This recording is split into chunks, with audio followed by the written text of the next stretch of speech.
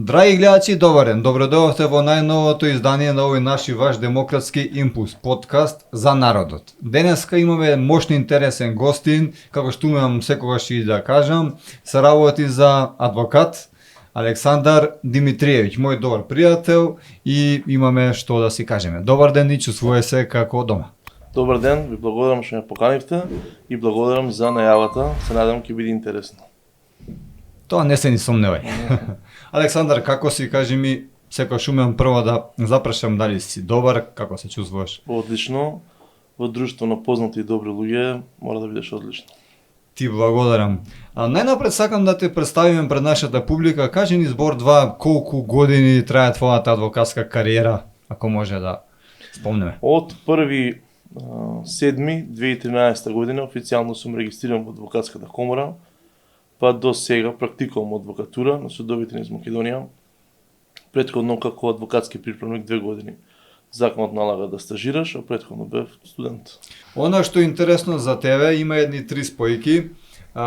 Пред да започнеш со адвокатурата, ти си имал и свој бенд. Исто така си бил и фитнес инструктор. Кажи ни како, што има заедничко со адвокатурата? Добро, го извади цело моје минато на маса. До сега во емисија не сум зборал баш за сите овие 3 спојки. Гитарата е средношколска авантура, тоаш навистина сакав музиката и сакав да свирам, имавме бенд, свиревме рок-н-рол. Паралелно со електричната гитара свирев и класична гитара, посетував часови, свирев техника прсти, акустична гитара, читав ноти. Меѓутоа осетив потреба дека треба и телото да биде силно. Сметам дека еден човек треба да биде духовно стабилен и физички стабилен за да може правилно да се развива. Па покрај спортот ми се роди љубов за бодибилдингот, па некако ме нанесе патот да има отворено место во еден фитнес центар и така после средношколските денови ја почнав да работам како фитнес инструктор и сега дека не започнав со адвокатура да престанам со спортот категорично и Значи сега си во пензија со бенефициран стаж. Да, да. Што спомнавме. Додека не се вратам назад. Како ти се викал бендот? Последното име на бендот Мустанг се викаше. Вау. Да, тоа се нели диви коњи кои што представуваат некоја слобода. Валјда го сликува мојот дух. Значи фактички кога ќе земе од името на бендот па до ден денешен ти си исто така можеме да спомнеме и ќе говориме во текот на овој наш подкаст дека ти си член на Левица. Така да ти се во врска со слободата. Ако можам да заклучам. Па ако ја дефинираш политичката партија Левица како слобода, интересна асоциација, ама да, може да се најде допирни точки. Левица, Па има некои точки. Таа левичарска идеологија и прокламира слобода, слобода на духот, слобода на мислата. Мислам дека во време каде што во државите имало комунистички режим на владење, тогаш имало и најголема креација на уметници. Има денеска во Левица слобода? Да. Да, има слободно размислување и има многу креативни млади луѓе. И не се сметам ја во таа младешка крв, има многу помлади студенти. Па да, Тоа се сметаш. Да. Така. Добро, кажи ми, ќе говориме нормално дека за Левица во текот на нашиот разговор, но сакам најнапред да говориме малце за адвокатурата. Што го прави еден случај лесен или тежок? Дали можеме да го окарактеризираме на тој начин или не? Дали има лесни и тешки случаи? Па под младокот го едуцирам дека нема лесни случаеви. На секој случај на кој што нема да му обрнеш доволно внимание, тој случај ќе го изгубиш. Адвокатурата е интересна и предизвик затоа што некакош влегуваш во ринг судницата е наш ринг, каде карши нас има друг адвокат кој што смета дека исто треба да го добие случајот како ти што треба да го добиеш и треба доволно да се подготвиш со твоите оружја се аргументите и извадоците од законите. Ако имаш добри аргументи на твоја страна и ако навистина си го подготвил случајот, тогаш има шанси да го добиеш. А ако лекомерно мислиш дека е лесен случајот и дека можеш така на стара слава да го добиеш, тогаш сигурно губиш. И затоа се случуваат често пати битки во судницата на Давид и Голијат. Помладите адвокати ги добиваат по старите адвокати заради ентузијазмот кој што го вложуваат во судницата. Значи, Има има и многу такви. филмови околу адвокатурата и делумно се вистините кога адвокатот од филмот покажува жар и желба да го добие случајот. Добро, а од што зависи да се добие еден случај или да се загуби? Дали, например, од адвокатот, добар или лош адвокат, или пак, например, има нешто што едноставно не се брани? Или зависи од вештините, кои што спомнав на адвокатот? Добро, напад и одбрана најчесто се користи терминолошки во кривичните случаи. Во кривичното право, таму напад е јавниот обвинител, кога постапката се води по службена должност, за кривични дела кои што е предвидена по службена должност прогон од јавниот обвинител, односно државата која те гони, а тука адвокатите се бранители на обвинетиот. За да нема дилема, обично во јавноста провејува некоја јавна мисла како адвокатот го ослободил или адвокатот го одбранил. Функција на адвокатот во кривичните случаи е да направи добра проценка на случајот, добра проценка на генералниот исход и на таков начин да го советува клиентот. А ако има докази од кои што очигледно се гледа дека неговиот клиент е сторител на кривично дело, тогаш би било многу тешко да го одбраниш. Тогаш можеби подобра улога на адвокатот би била Да си мовчи. не да го признае делото. Затоа што признанието имплицира друга последица во постапката, односно признанието и делотворното кајање може да ја олеснат казната или влијаат на казната да биде поблага. Ако навистина судијата види дека тој човек кој што се огрешил пред законот ја сватил грешката, дека се кае и дека ветува дека нема да ја повтори. И тоа ветување да биде Така. дадено од срце или да биде вистински дадено. И сега имаме еден таков случај кој многумина го окарактеризираат како убиство. Што мислиш ти ако фактички дечкото си ја призна својата вина? Дали е можно да му се олесни на некој начин таа негова вина или според тебе можеби доживотен затвор ќе има? Па не можеме да лицитираме со казна, меѓутоа од искуство можам да кажам дека секој случај во кривичната палата на правдата, кој што има притисок од јавноста, добива потешки казни отколку некој што не е излезен во јавноста.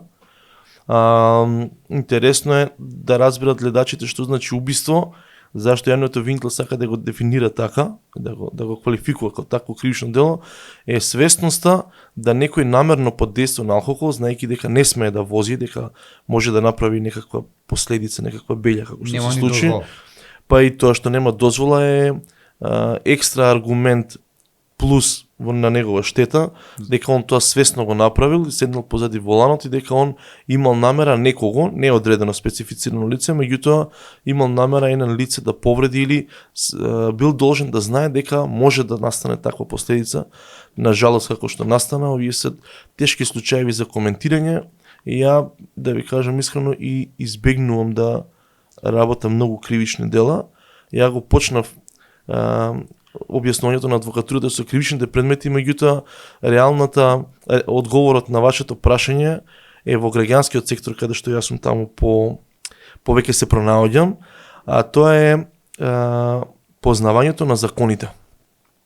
Граѓанскиот дел од адвокатурата бара познавање на многу закони, акти и подзаконски акти, и тука умешноста на адвокатот да открие дали има право и дали добри аргументи има на клиентот може да доведе до тоа да го добие случајот на суд. Можеме ли да одиме на ти, Да, или сакаш да секако. одиме на вие? Јас мислам дека може на ти, зашто сепак е еден подкаст, се познаваме. Така. Секако да. Добро, исто така обвинителот во овој случај спомна дека ќе го гони таткото. Дали има предуслови за да се направи нешто такво? Па дискутабилно е. Меѓутоа, знаете дека врската на Знаеш. родителите е да, мислам, кога пресидам на гледачите се, дефолт, се обраќам, дека обврска на секој родител е да се грижи да го воспитува своето дете. Нормално таа обврска престанува до 18 години, меѓутоа ова е случај исклучителен сам за себе, па може би јавниот обвинител ќе сака да го прошири дејанието на кривично дело и на околните лица кои што придонеле за настаното. Тоа е да се овозможи достапност на возилото на синот кој што знаеш дека нема водачка дозвола и дека можеби до пред некој време бил суден за некое друго кривично дело. Мислиш дека тоа е и само заради тоа што заради притисокот на јавноста не би се десило се во ова доколку немаше никаков притисок? Во моја кариера ја не сум сретнал случај, може би имало, меѓутоа јас не сум сретнал случај да биде проширено кривично дело на родителите кога станува збор за полнолетен граѓанин. Затоа што ние сметаме дека со полнолетното стануваш свесен граѓанин и ти си лично одговорен за своите последици. Не може некој друг да биде одговорен за твоите последици. Од пресконференцијата можеме да забележиме, како што кажа родителите, дека наводно возилото било украдено од синот. Дали тоа вистина или не се шпекулира обично со предмети кои се во судска постапка и Па ова само ни говори уште еднаш дека доколку е така како што говориш ти, тогаш корупцијата е на голема врата во нашето судство. Доколку притисок некаков немало, не би се случило се ова, така да тоа е само жално. Па ја ви кажав, ја повеќе се пронаоѓам во граѓанскиот сектор. Можам да кажам дека сум задоволен од пресудите кои што ги добивам. Корупцијата е присутна не само во судството, туку и во сите сектори во државата, мислам. Затоа се гледа на кој начин се движи и прогресира државата. Ако државата не оди напред, значи дека некој нешто ја разјадува. Ќе говориме и за политиката. Да те запрашам, кажи ми, дали според тебе, според законот, дали постои закон што ти дозволува ти да можеш да одбиеш клиент? Например, еве ти знаеш, на случајот со Паучо. Ти знаеш едноставно дека тоа не го добиваш, а не сакаш ти да губиш, дали ти или па можеби етички не ти дозволува твојата совест да го браниш тој човек. Дали можеш, дали смееш да одбиеш? Па има неколку одредби во законот за адвокатура дека адвокатот само во исклучителни случаи може да одбие да застапува и да брани клиент. Како со Паучо или? Затоа што адвокатурата се дефинира како давање на правна помош. Што значи дека клиентот или лицето, особата доаѓа кај адвокатот барајќи помош за нешто. Се од алтруистички аспект, кога некому му треба помош било каква, тогаш како адвокат треба повеќе пати или подлабоко да размислиш дали да му дадеш таа помош или не. Тоа исто како на хируршка маса кај докторот ќе легне серијски убиец. Нели, докторот знае дека он е сторител на тешки кривични дела, меѓутоа Хипократовата заклетва не му дава него да одбие да му помогне во тој момент. Нели? Ама многумина твои колеги излего и јавно кажа дека не би го бранеле Паучо. Затоа и запрашав дали тоа Тие возможно. се многу тешки случаеви, меѓутоа ако ви текнува на почетокот, што кажав, кога адвокатот ќе се соочи со таков тежок случај и кога навистина има аргументи против твојот клиент, тогаш адвокатот може да го советува клиентот и да ја признае вината. Значи тогаш адвокатот ќе биде лице кој што ќе му овозможи полесен пристап до правдата, во смисла. Прво, за такви тешки случаи мора да има адвокат, ако не се нафати било кој адвокат, судот ќе му додели по службена должност. Така да мора да има бранител, лице кој што осомничен за сторено такво кривично дело, а понатака ако адвокатот смета заедно со клиентот, може да се договорат одбраната да не ја темелат на контраргументи, туку на признание, па тогаш да има можеби поблага казна сега. Овие случаи што ме прашувате се експлицитни и деликатни и на удар на мета на јавноста и е многу тешко да се коментираат. Сега јас кога зборам генерално за сите случаи. Сме имале случаи кај што сме се договориле со клиентот дека овде е подобро да признае отколку да се браниме. Особено ако клиентот навистина го сторил кривично дело.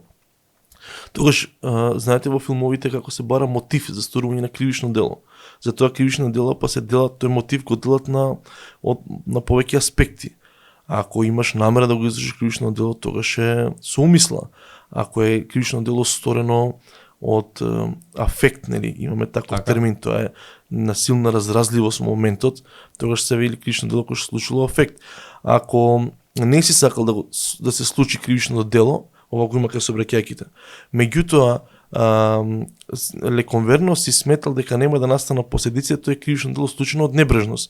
Обично кај сообраќајките нели ние возиме брзо, ние не сакаме никого да повредиме во сообраќајот и мислиш дека нема да се случи ништо, ама брзината може да има последица фатална како што Како се. така е. Да. Колку адвокатурата учествува во ниското поведение на судството? Во тие 2% доверба како што се сега, ако се уште 2%. Мислам дека овие два случаи што испомнавме пред малце директно ќе влијаат на довербата на судството во иднина според мене. Што мислите, бидејќи знаеме дека обвинителите и судиите имаат многу ниска доверба. Дали адвокатите само им помагаат за ова работа или не? Повеќе ако сме сите заедно во еден кош, тогаш сме сите одговорни за тоа што не се случува. Не може да адвокатурата да се апсолвира надвор од еден правосуден систем. Знаете, според Монтеские, судската власт е самостојна власт, само за себе адвокатите се дел од тоа. Меѓутоа сметам дека за довербата или за недовербата од 2% се само неколку јаки медиумски извикани случаи. Не е дека судот не носи, особено во граѓанскиот сектор, правилни и законити одлуки. Не е дека апелација секој пат ги бутка одлуките на првостепените судови. Меѓутоа, тие случаи кои што требаше да ја окрепат државата, нали, да го охрабрат народот, тие случаи видовме како завршија, тие се медиумски на удар, граѓаните ги знаат тие случаи, сигурно граѓаните не знаат дека сум водел некој случај за делба на имот, да кажеме негде во Свети Николе. Сигурно. Тие случаи со извикани политичари не завршија како што сакаше народот и затоа она што го гледа на народот е несвојствено за некој идеален правосуден систем и ја губа довербата. Си победил ли на таа делба за имот од Свети Николе? Се договори странките. Кажи ми, твојата професија баш не е некоја многу наивна и не така сакам да кажам, не е толку безбедна професија, така да дали си има можеби некакви закани по живот од странка или од контра што се тужите? Па не Никогаш? сум. Или ги одбиваш уште од стар, знаеш каде може да води? Во секоја професија, прво како созреваш, се учиш да ги избегнуваш проблемите. И ако гледаш дека може да настане некоја ситуација која што ќе биде лоша за тебе, ти ќе се обидеш да ја заобиколиш, да не влезеш некако фронтално, евентуално ако веќе нема избор. Меѓутоа, адвокатурата, да, може да биде опасна професија, затоа што влогот во некои случаи е многу голем, па тогаш странките се обидуваат, или спротивната странка се обидува да, не знам, да влие или не знам. Така, ја лично не сум имал некој... Па тоа е за пофалба, не. Да. Ова е за пофалба, значи стварно. Зашто заради тоа што познам многу адвокати што имале. Затоа и те запрашав и тебе. Да, ако честно си ја работиш адвокатурата, мислам професијата, било која професија, вклучително адвокатурата, мислам дека и од спротивната страна, странката или адвокатот, ќе имаат почит према тебе и нема да се осмелат да ти се закануваат, не знам, да пробаат нешто. На Facebook има една група што често пати поставуваат прашања, правни прашања, потаму извлеков едно многу интересно, кое вели вака: на колку часа пензионер може да биде пријавен, нормално пензионерот да биде повторно вработен, да биде пријавен на договор на дел. И според тебе колку е тоа фер? Знаеме дека законот дозволува, но дали може би треба да се промени? Има многу луѓе што работа немаат, а пензионерите дури имаат и, значи, и пензија и сега веќе влегувате во мојата сфера на специјалност. Работните спорови ми се специјалност, токму заради тоа што сакам да го анализирам човекот како битие, како се развива и како работата влие на него.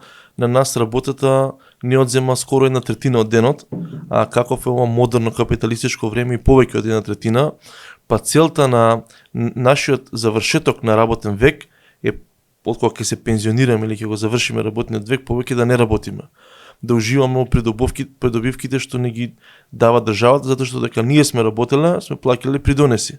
И сега не треба да работиме, треба да уживаме. Хрватите имаат еден термин мировина се вика, значи треба да се во мир луѓето.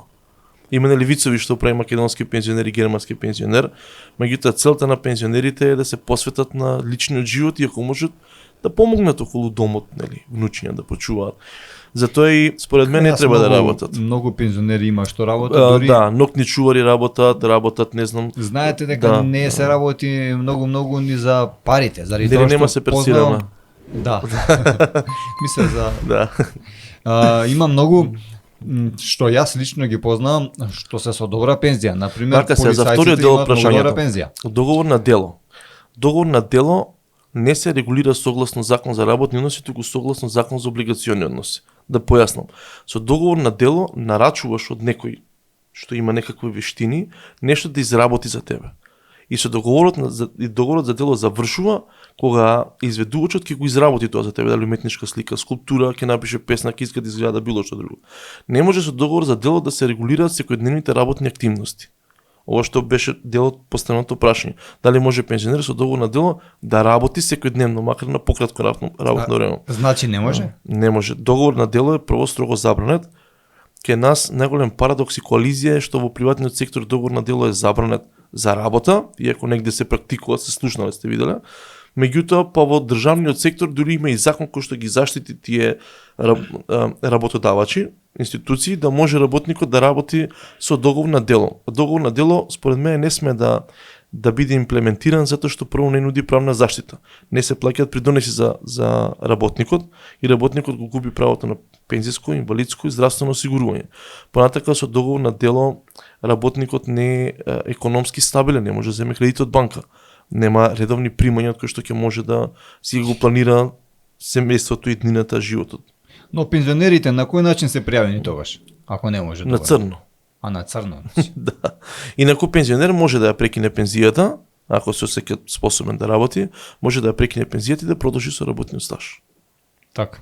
Може. Неспорно е, има пензионери кои што имаат вештини, си уметници, не знам, кројат, плетат, работат секакви работи, може да си ја прекине или си имаат приватен бизнис. Може да ја прекине пензијата и да продолжи да работи. Интенцијата на продолжувањето, пошто сега се изгласи еден закон со кој што им дозволи на судиите и јавните обвинители да го продолжат работниот век до 67 години, па за некои специфични професии каде што работникот има некои знаења кои што се вонсериски, изварентни, да кажеме некој врвен хирург, доктор, правник, професор, да може да го продолжи работниот век, затоа што негова алатка е мозокот, он мисли. И ако нема проблем со неговата алатка, да може да поработи после тие 6-4 години како од старосна граница кај што треба да се пензионира. Александар, ево уште едно стручно прашање за тебе и твое омилено, едно од омилените.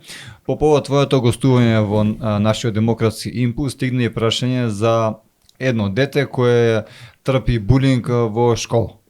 Што може тука да се направи, дали нешто може да се направи, дали твојата пракса кажува дека ова се решава можеби некако? Многу е битно тој булинг што се случува во школото, каде се случува и дали има лица кои што треба да го приметат. Професорите се должни да забележат ако има некое девијантно или абнормално однесување на некој од дечињата.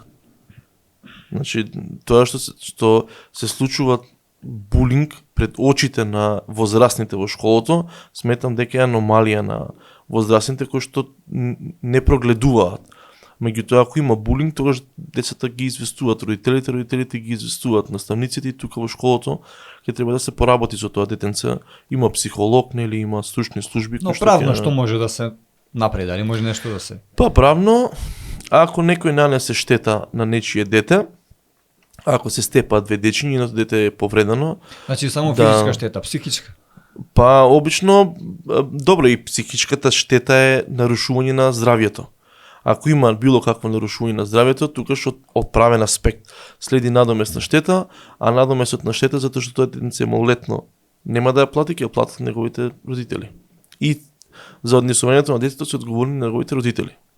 За ова другото дете дали има можеби некои казнени поправни домови? Да, има изгласан законот за правда на децата, има за малолетници, за најтешки кривични дела, има заводски мерки, меѓутоа најчесто се дава заселен надзор од родители. Види, ова е многу интересна тема и многу тешка тема. Во мое време, кога лично сега што ми дојде на памет, еден пример ќе дадам само. Имаше едно од децата во средна школа што постојано едно друго дете пак му вршеше булинг, постојано секој ден и мирно. Значи, детето беше стварно мирно, но никој не знаеше всушност што се крие и што може да се случи. Наеднаш еден ден зема нож и за малце ќе присуствував на убиство. Ниеден од професорите не презема буквално ништо, сите знаеа дека тоа му се случува секој ден, ништо никој не презема. Додека на крај дечко што беше најмирен не заврши во полиција, за негова среќа другиот не беше убиен, него само ранец со нож ќе го убиеше дете. Да, тоа се кривични дела сторени во афект, веќе сторителот станал жртва. Меѓутоа подлабок е проблемот овде. Тука е општествен проблемот кога општеството не ги интегрира во своето јадро луѓето кои што имаат потреба да бидат сослушани, да бидат интегрирани. Тоа детенце сигурно имало, мирното детенце, имало проблеми од претходно кои што требало да бидат приметени, дали преку неговите родители, а исто така и детето кој што вршело булинг и вознемирување исто имало проблеми кои што требало да бидат приметени и требало да биде поразговарано од професори, од психолози, социолози, не знам, да бидат повикани неговите родители, да се истакне дека детето треба да се смири, да се... Подоцна се дозна дека он веќе подолго време се спремал и дури им бил колекционер на ножеви. Така да си се спремал. Да, исто како случајот во Србија, нели, таму од медиумите гледаме дека детето било вознемирувано, имало булинг врз него. И затоа го направи тоа што го направил. Кажи ми, доколку починато лице има земено кредит или брз кредит, дали постои, дали неговите го враќаат или ако сакам ќе го вратам или како беше умре кире, умри долгот? Не е закон за наследување, вели наследниците го наследуваат оставителот со неговите права и со неговите обврски. Со тоа што врските не смеат да бидат или не може да бидат поголеми од неговите права. Значи долговите не може да бидат поголеми од имотот што ќе го наследи наследникот. Така да долгот не умира, продолжува. Врз неговиот имот, врз добро, имотот. Но пред смртта на родителот, ако се откаже од своето дете, значи нема никаков долг. Детето не го наследува долгот по дефолт, односно не припаѓа долгот на детето се додека не се прифати за наследник. Детето може да не се прифати за наследник, ме разбирате? Значи, ако не се прифати за наследник на неговиот имот, тогаш не ги прифаќа ни правата ни врските. Тоа откажување од детето нема правни импликации, тоа не постои, тоа е само знак на револта, на што се откажуваат во весник, нели, па искача некој артикул, да. Не постои такво нешто, не може да се откажеш од своето дете. Значи долгот мора да се врати како и да е. Ако го наследиш имотот на оставителот, тогаш ги наследуваш неговите долгови. Со тоа што ти си должен од тој имот што ќе го наследиш, да ги намериш и долговите, со тоа што долговите не може да бидат поголеми од имотот што си го наследил. Интересно. Законски не знам интересно, ама сега тие брзи кредити, банкарски кредити, лични кредити, картички минус, тоа се све дел од оваа плејада обврски што ги спомнав. Некогаш се случува и да изгубат евиденција, не знам, банките, финансиските друштва и никогаш да не стигне обврската за плаќање на долг кон наследникот и така да помислиме дека сме се спасиле ние од... И да ти стигне после 10 години? Па, добро застарува. Парично побарување застарува за 3 години, а извршување застарува за 10 години. Значи, ако од создавањето на врската за плаќање помина 3 години, тогаш доверителот го губи правото да те добие во судска постапка. А овие, например, што, има многу ситуации што ќе ти слика лична карта, Дали може Да. ли да земе кредит со Да, слика може од да твојата лична земе, карта може без да свој земе. подпис? Тоа е често случај кај брзите кредити. Брзите кредити, Мислам да. дека не треба да функционира така само со лична карта. Ние имавме и случај каде што беа злоупотребени лични податоци на една госпоѓа, жена, и се докажа дека вработениот со некој там од надвор сликал лични карти и ги злоупотребила, земали кредити. Жената кога дојде кај нас во канцеларија, река ми стигне извршител, јас треба да платам, ја не сум земала никаков кредит. И се докажа дека се злоупотребени незините лични податоци, значи се стопира враќањето на кредитот, а тоа финансиско друштво и исплати штета за злоупотреба на незините лични податоци. Така, Тоа е интересно. Неодамна има ваков случај, затоа и те запрашав. Во полициска станица бев лично да пријавам такво сликање на лична карта. Службеникот ми успокои, кажувајќи ми не се секире, умре тоа време, не постои веќе да се земе кредит на тој начин, и јас се успокоив. Сега ова ти што го кажуваш малку ме. Ама добро, и подоцна извадив нова лична карта, така да сега веќе, освен ако не е веќе кредитот земен, Па да треба да стигне после некое време. Да. па ќе те барам тебе. Има судска пракса, кого и да побараш од колегите, веќе ќе биде полесно да истерате правдата. Александар, сакам малце да поразговараме за твоето биднување во левица. Да. Во кој правец според тебе се движи сегашната левица? Како ја оценуваш? Па Левица е најчиста идеолошка партија. Во Левица членуваат Ами не многу се крева да. врева меѓу левица. Заради тоа што има многу, например, еве те запрашам, зашто има многу членови бивши што се токму сега кажуваат и фактички на некој начин вадат некој прљав веш во однос на левица. Затоа и те запрашав па прљав веш. Они вадат некакви Па дека има диктатура, тоа се нивни зборови. Тоа сакав да кажам, меѓу човечки несогласувања. Значи, за левица до сега никој не изведил дека левица направила нешто лошо за државата, финансиски или преку некои проекти или нешто како што претходно 33 години правеа другите политички партии. Станува збор за меѓучовечки несогласувања. Значи, имало неколку членови од левица што се заминали ради идеолошки несогласувања, затоа што левица е најчиста идеолошка партија. Во левица членуваат луѓе кои што ја сакат левата идеологија, некои што сакат проекти, тендери, не знам, и други бизниси, туку кои што сакат навистина да променат државата во тој левиот спектар или во тоа лево движење. Сега, кој е запознаен со левото движење, знае што значи левичарска идеологија и што кажав на почетокот дека ослободува, односно левичарската идеологија сака да го намали оној класен јас класна разлика, да луѓето живеат понормално и послободно. Има една максима, вели, земи само тоа што ти треба, другото свет е товар. Така. Да. Добро, левица не е партија што би рекли од вчера, така да обстојува веќе подолг период на нашата политичка сцена. Левица не е партија која обстојува од вчера, така да знаеме сите дека е подолг период на нашата политичка сцена.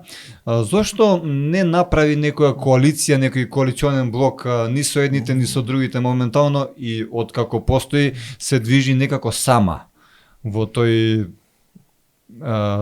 тунел кај што има претежно партии што коалицираат? Па најверојатно затоа што сите политички партии кои што сега се во јавноста биле дел од некаква си власт. Знаеме овие 33 години власта што и направи на оваа држава и на овој народ. Да не ретроспективно се враќаме од приватизациите до отпуштање и некако коалицирање со политички партии кои што биле чинители, кои што били учесници во разнебитување на државата, некако тешко ни паѓа, мене барем тешко ми паѓа. Да, има и партии кои не биле на вас, например, има помали партии да се направи барем некој блок, например, за да бидете појаки. Секако дека повеќе партии се појаки. Па левица принципиелно има донесена одлука да не коалицира пред избори, за да може да измери силата на тие што навистина се симпатизери на левица, а после избори сите опции се отворени нормално со оние политички партии кои што можат да, не знам, да понудат слични програми, слична идеологија, сличен пристап на спасување на државата. помалите политички се имаат утврдено неколку помали политички партии моментално што исто прогресираат и тоа е добро мултиплурализам да има за да видиме различни Дека знам, затоа и те запрашав дека знам случај што една од помалите партии пробава да коалицира со левици, имале некои комуникации, подосна некако не се случило ништо, па затоа и те запрашав дали може и политика на партијата да не коалицира со никој. Па политика на партијата е да не коалицира предизборно, а после изборно зависи од многу фактори. Генерално ние треба да се задржиме чистотата на идејата наша да направиме подобро општество, а понатака нели политика. Дали левица можеби во парламентот кога кумовите го менува името можеше нешто, знам дека имаше два пратеници, но дали можеше нешто повеќе да се стори околу сето тоа да не се промени нашево име. Апропо овој момент, точно дека ВМРО ДПМН имаше многу повеќе пратеници од левица, но па ќе кажам левица се декларира нели дека нема менување на ништо такво, но ми имам впечаток дека ништо не направи.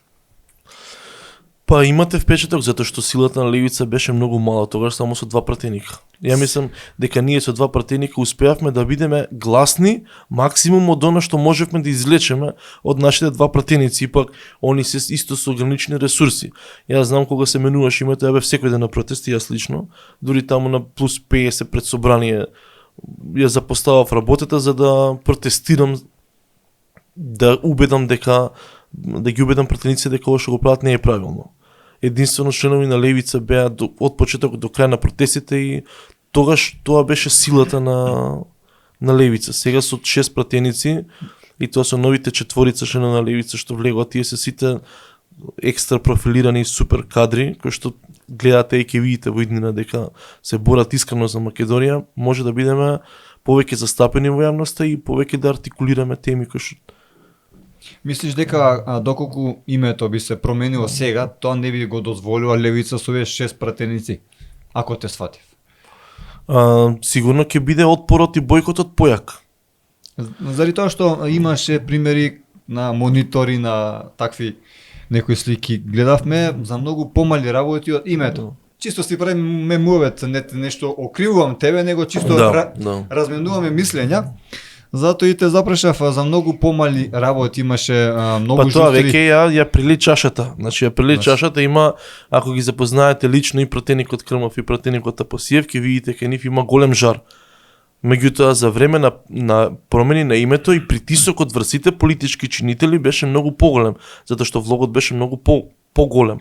Овде со мониторите што го спомнавте, тоа беше за промена на деловникот. Мислам дека странскиот фактор не беше многу заинтересиран за деловникот. А за промена на името веќе беа многу странски елементи вмешани, кои што има интерес да се смени името и тогаш видовте дека името се смени по секоја цена. Што значи дека два пратеника направи оно колку што може да направи. Не само левица, него ниту ВМРО, ниту ни една партија не направи, ниту ни една партија од тие што беа во парламентот не направи ништо по ова прашање. На жалост не направи.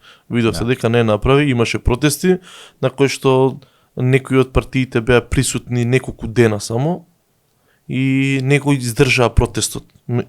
Ако ние живееме во едно демократско општество, кај што гласот на народот, нели Vox Populi треба да биде присутен, тогаш пратениците, тоа се народни пратеници, представници во собранието треба да го искажат тој глас на народот. Ако народот вели дека не сака да го смени името, а референдумот беше одик поништен како неуспешен, тогаш не требаше да се воопшто да се пристапи кон промена на името.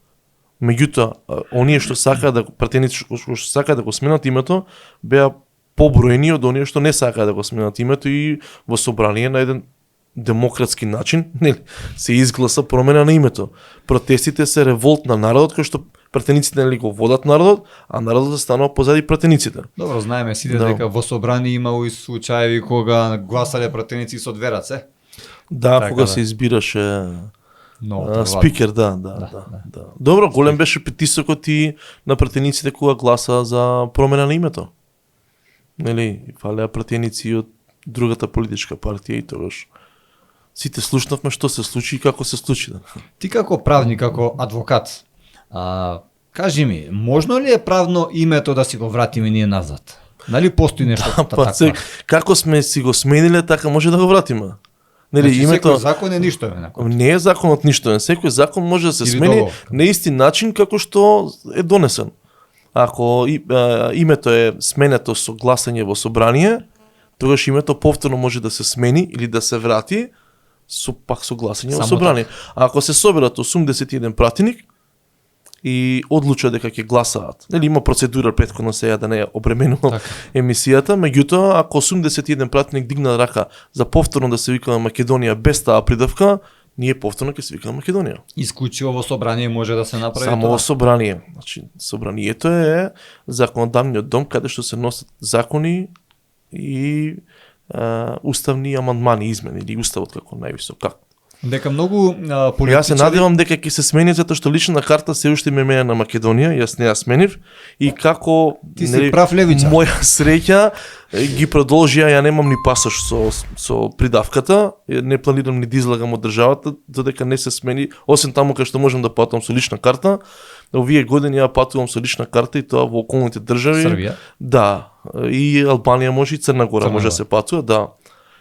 Тогаш пред да патувам истражував што направил Белја, нашиот црногорски амбасадор, дека он наредил, па после се олабавило малце тензијата, да можат наши граѓани да патуваат со лична карта. Мене пасошот ми е само со Македонија, лична карта ми е само со Македонија. Значи малку ти ми чекаш е- подобри времиња. Подкршена ми е малку, ама така си ја чувам и внимавам кога ја бадам од новчаник и добро што Министерството за внатрешни малце имаше сенс, па го одложи промената на личните карти и јас се уште сум македонец на лична карта. Добро, кога сме кај личните документи, кај личните карти, кај пасошот, кај таквите работи, кога беше СДСМ на власт, ВМРО ДПМН критикуваше дека тоа дека они нема да земаат такви лични карти, такви пасоши, дека ќе го стопира тоа. Нивни е министерот на МВР, он мислам дека го забрза тоа. Како го оценуваш ти се ово? Па, кажавте вие, ете така го оценувам. Значи, министерот немаше опција, сакајќи да им угоди на граѓаните, да немаат проблеми во јавниот сектор со непроменети документи, го олесни само патот на вадење на лични документи кои што ќе имаат придавката. За волја на вистината, Тоа е МВР не- денеска да. подобро функционира од времето на Оливер Спасовски, според мене, Да. но за личниот документи си го кажав своето мислење. Па за лични документи само го олесни патот. Веќе на граѓаните кои што има намера да ги сменат лични документи, само сега ги намали колоните на чекање. Сега министерот за внатрешни работи не е тој кој што ќе иницира постапка за промена на името. Не Постапката за ќе промена зборев за стоп, они може и да ги па стопираат. министерот за внатрешни работи потекнува од најголемата политичка партија која што има најмногу пратеници. Сега ние вината ја префрламе на него затоа што тој е дел од таа политичка партија. Значи неговата функција како техничко лице, нели, да им го олесни патот на граѓаните, требаше да резултира со, односно претходната постапка требаше да биде иницирана од пратениците да се уште кога стапија на власт, да се промени името, да се односно се врати името назад, а не да се олесни патот на промена на лични документи. Добро, вината не ја префалив на него, може би таков таков Да. печаток се доби. Од јавноста. Некој друг е да, виновен, да. што го променил тоа, него. Да. Добро. Како ја оценуваш ова нова влада на ВМРО ДПМН? Добро, многумина велат многу е рано, други пак велат помина 8 месеци што не е и така малце. Што мислиш ти, дали нешто може би се подобри на подобро? Она што кажавте вие за Министерството за внатрешни работи, јас гледам Ти. дека има, дека има апсење на интензивно апсење секојдневно. Еве да кажам дека ја го поздравам тоа. Нашата средина треба да биде чиста, средена и безбедна. Затоа и кажа Да. МВР денеска е многу подобар од. Може во јавноста се примети дека има разлика, меѓутоа на економски план државата не се подобрува. Значи она што се говори на телевизија често пати се случува во сите власти, на терен не може да го видиме, затоа што работникот заработува се помалку, а цените се поголеми. Се зголемуваат цените на основните продукти, се зголемуваат цените на струјата, се зголемуваат цените на нашето живење, граѓанинот не живее во поголема благосостојба од претходната власт, не можам да видам разлика. Дека навистина нешто, дека се променила власт. Мислиш дека е рано или? Па не е рано.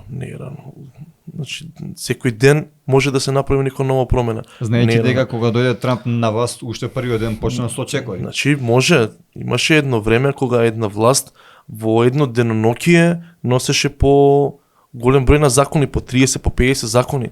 Значи, законот може да добие и дејство на применливост уште наредниот период. Говори за времето на Никола? Па имаше еден период кога владата градеше интензивно, работеше интензивно и дека се случуваа промени многу брзо. Не зборам дали на лошо или на добро, така да 8 месеци е период во кој што може да се ревитализира државата. Ние сме мала држава, мало општество со многу политичари.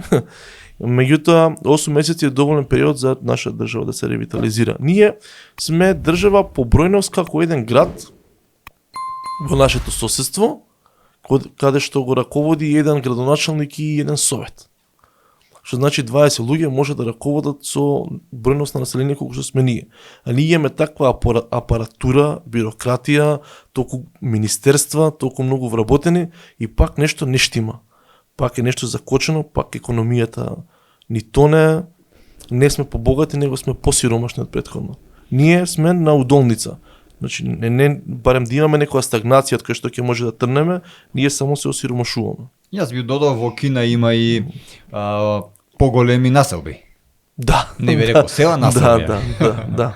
Така, вие од Левица, мислам Левица како партија, не ти, Левица сте против НАТО, но за ЕУ.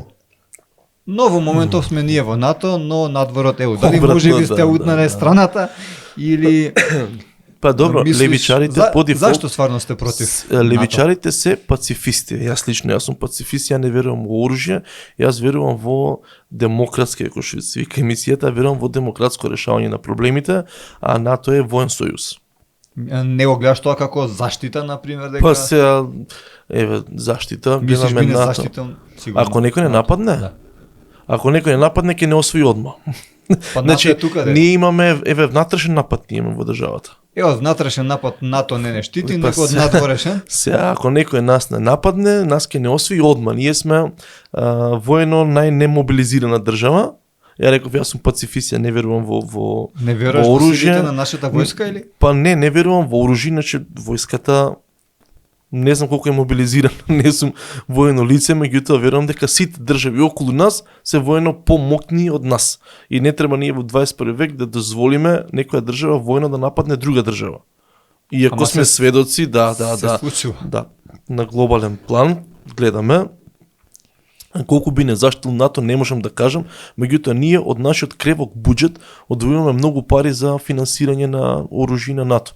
Ние веруваме дека тие пари може да се искористат за градинки, за болници, за училишта. Не треба според тебе да се набави тенкови, авиони, хеликоптери? Па таа распредела на буџетот треба да биде согласно потребите на граѓаните.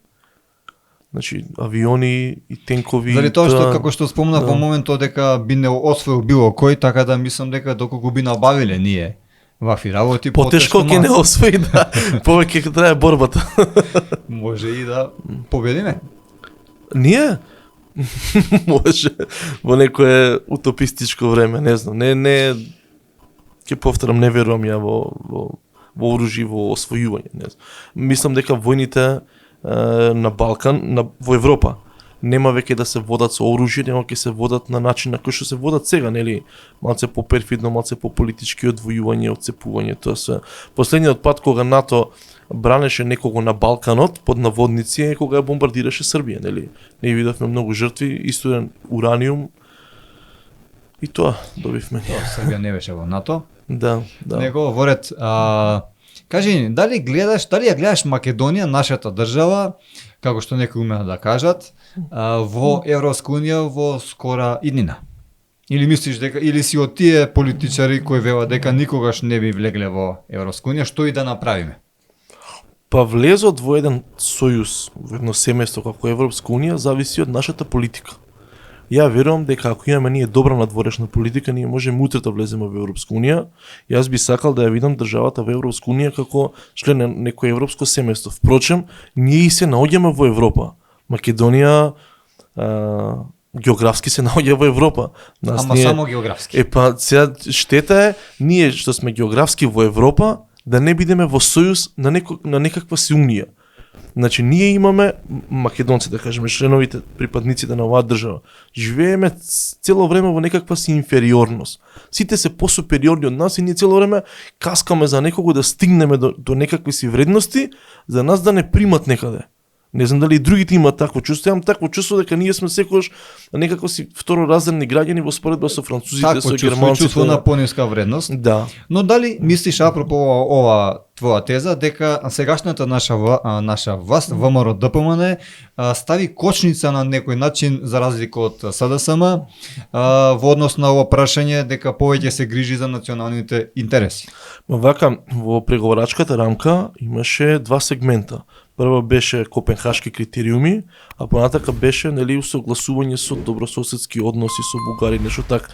Меѓутоа, ја верувам дека ако ние ги исполниме копенхашките критериуми и станеме подобра држава, не знам налик Словенија или нешто така слично, дека ние би имале подобри услови, подобра предност да влеземе во Европска унија. Ние не работиме на остварување на правна стабилна држава, ние сфрламе секогаш на една карта. Претходната власт, СДСМ, изгуби затоа што фрли целата нејзина политика ја темелеа само на една карта. Значи, само на надворешна политика.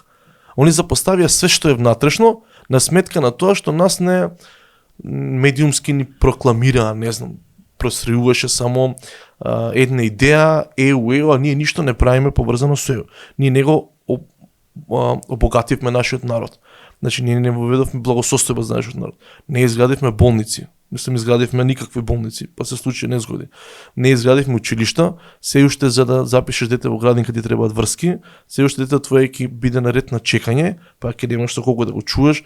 Ние не го урбанизиравме, не го хуманизиравме просторот околу нас, да можеме мирно и културно да живееме, коли на улиците од кровови ни паѓаат, имаме згради вон габаритот у секоја мирна населба, што беше претходно, сега веќе урбанизираха.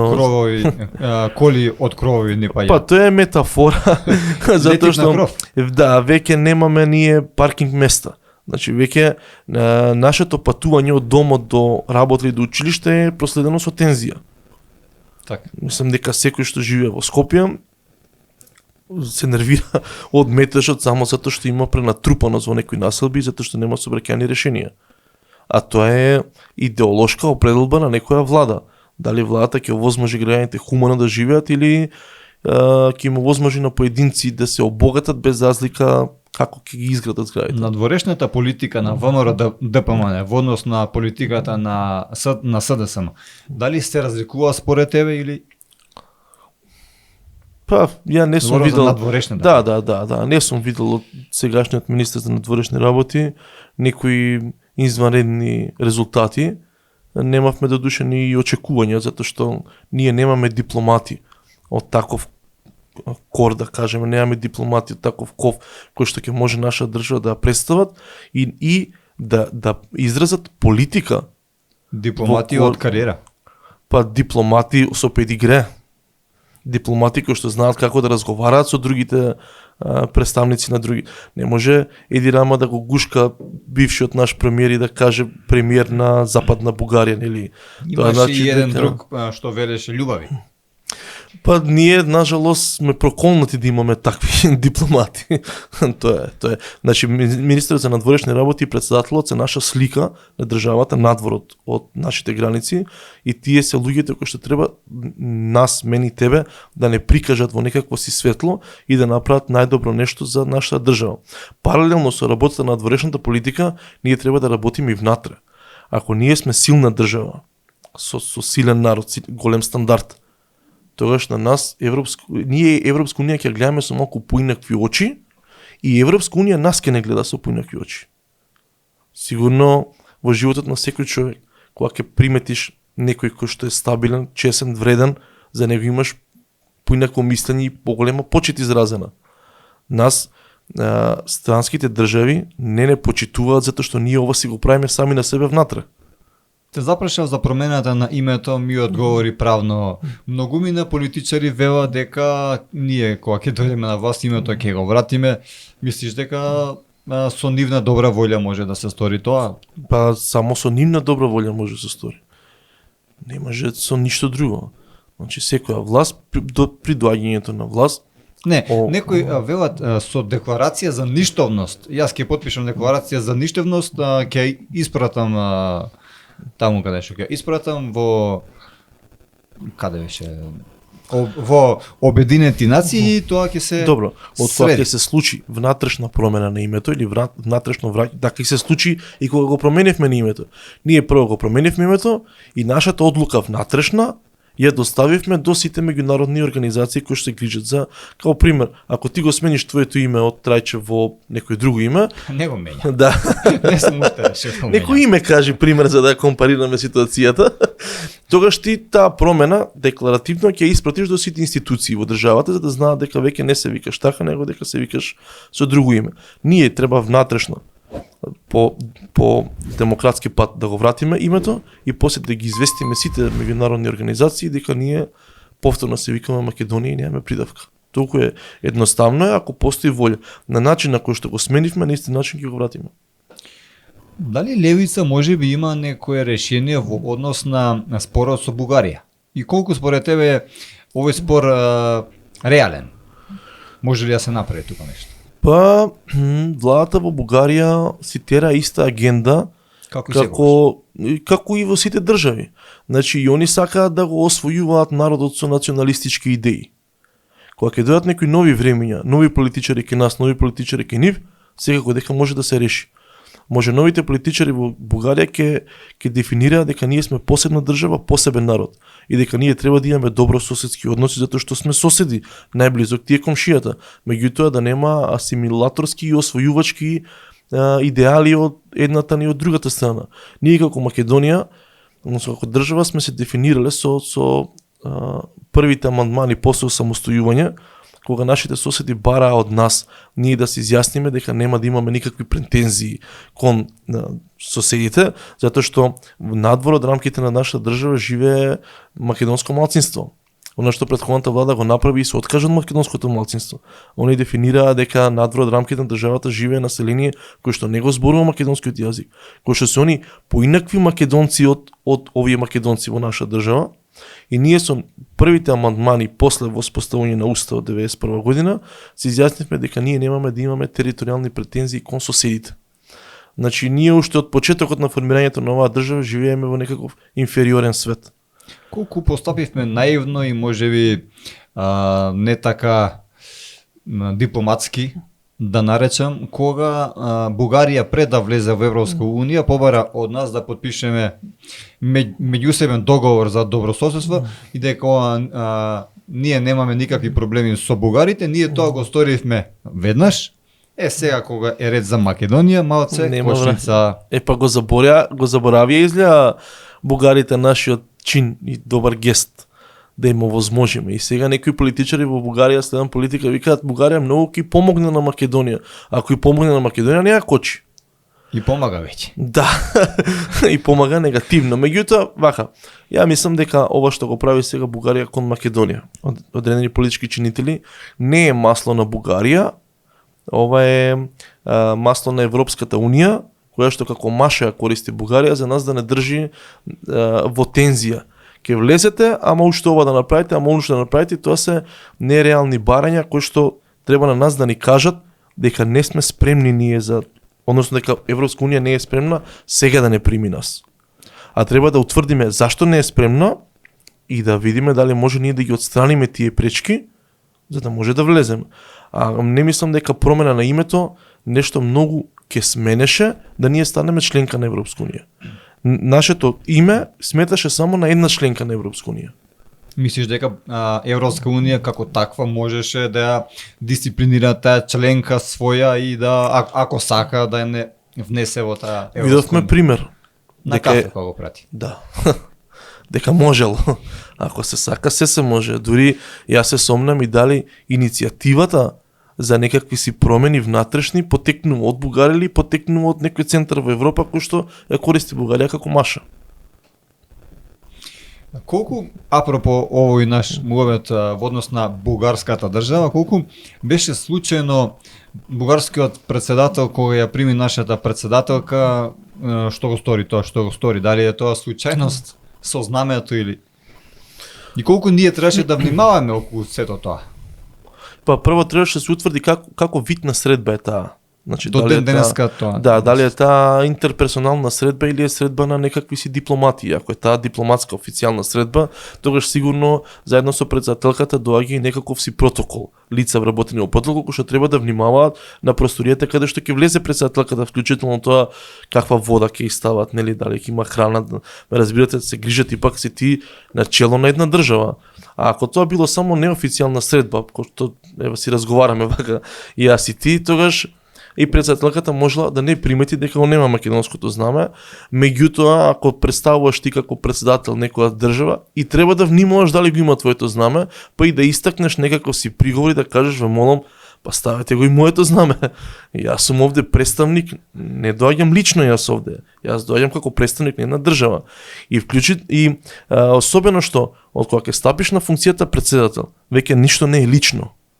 Веќе ти си јавна личност која што представуваш еден народ и ти си должен да внимаваш на целиот народ на поднебјето на Македонија. Може би неблагородно, но би те запрашал тебе доколку ти беше на тоа место, како ти би постапил.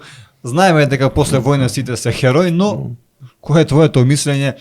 Знам, ни спомна за личната карта и за пасошот, дали на таа линија ќе беше и во однос на оваа средба? Па прво кажа, треба да се утврди природата и причините за таа средба. Секако, знаете, ние имаме на Балканот, водиме корени од јаки лидери. Знаете дека нашиот лидер бил единствен што запалил пура во Белата куќа, каде што било забрането. Мисли за Тито. Да. И сега ние наследници, да кажеме, не ние лично еве Балканот да не ме сватат погрешно дека сум југоносталгичар, сме имале примери да некој наш лидер бил толку јак и силен и ние сме сега толку слаби. Ние сме една генерација која што во историјата од Втора светска војна навака е најслаба што може да постои.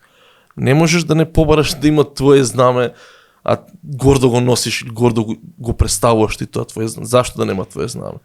Може да направиш некоја финта, можеш да донесеш дома знаме. Можеш да ги претимаш. Од джеп си го вадиш. Па протокол имаш ти. Имаш твои советници.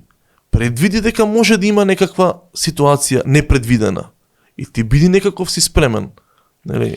А со бугарите се е непредвидливо во глобала, така да не би требало ништо да не изненади околу Белата палата, Белата куќа. Интересна анегдота спомна кога Тито бил таму, му кажале: господине Тито, председателе, ние тука не пушиме, тој им кажал: одлично, немојте ни да пушите. Блазе си ви, да, блазе си ви, да. Да. Александар, ти благодарам многу и како последно прашање би сакал да те запрашам. Ти беше кандидат на Левица за градоначелник на општина Ѓорче. Дали може би повторно се гледаш на таа функција? Има уште 6 месеци, така, 6. Да, има уште време за да се одлучи дали ќе се кандидирам повторно или не. Ја можам да кажам и да ветам дека мојата борба нема да престане, затоа што ова е држава каде што јас живеам, каде што живее моето дете и каде што сакам да продолжи да живее мојата лоза и јас сакам државата да ја видам во убаво светло, убави услови за живење. Дали ќе биде тоа градоначалничко место, дали некоја друга функција, дали ќе помагам и ќе работам како сега што помагам, ќе видиме. Така, ти благодарам многу што ни беше гостин. Се надевам дека во некоја наредна емисија, нареден подкаст, повторно ќе прифатиш и ќе ни бидеш гостин кога ќе има нормално актуелни теми. Ви благодарам што ме викнавте. Беше интересно, се надевам на гледачите и секако повторно ќе дам. А на вас, драги мои, ви благодарам што не гледавте. Следете ни следната наша емисија, следниот наш подкаст и бидете така. Ако ви се допадна овој подкаст, нормално дека треба да стиснете лайк, subscribe и да го споделите ова видео, заради тоа што така би допрело до што поголем број на луѓе.